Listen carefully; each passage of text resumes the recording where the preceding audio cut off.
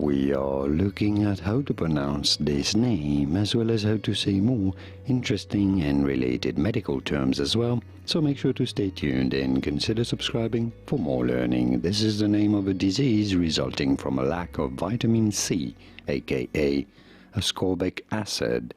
Pirates, in particular, used to have it quite a bit.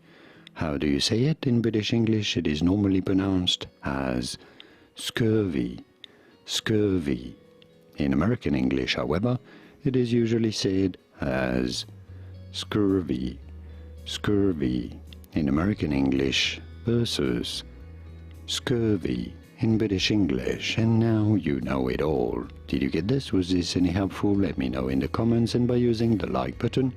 Thank you kindly for your support. Here are more videos on how to pronounce more interesting words and names whose pronunciations aren't always obvious. I'll see you there to learn more. Thanks for watching.